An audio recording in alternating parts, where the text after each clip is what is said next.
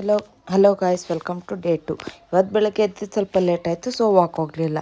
ಅದಕ್ಕೆ ಬೆಳಗ್ಗೆ ಎದ್ದುಬಿಟ್ಟು fresh up ಆಗಿ ಬೆಡ್ಡೆಲ್ಲ ನೀಟಾಗಿ ಮಾಡಿದೆ. ಆಮೇಲೆ ಹೋಗಿದ್ದೆ ಹಾಲು ಕಾಯಕ್ಕೆ ಗಿಡಕ್ಕೆ. ಅದೇ ಗ್ಯಾಪಲ್ಲಿ ಮನೆ ಕೆಲಸ ಎಲ್ಲ ಮಾಡೋಣ ಅಂತ ಅಂದ್ಬಿಟ್ಟು ಹೊಟ್ಟೆ.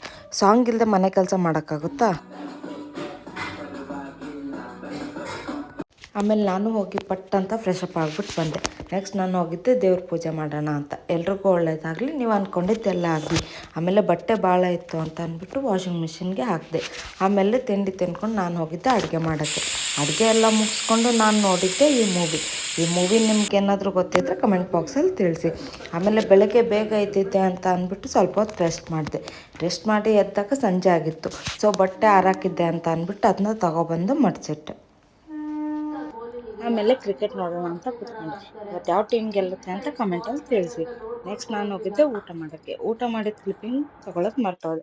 ಆಮೇಲೆ ನೆಕ್ಸ್ಟ್ ನಾನು ಬಂದು ಕಿಚನ್ ಎಲ್ಲ ಕ್ಲೀನ್ ಮಾಡಿ ನೆಕ್ಸ್ಟ್ ನಾನು ಹೋಗಿದ್ದೆ ಮಲ್ಕೋಣ ಅಂತ.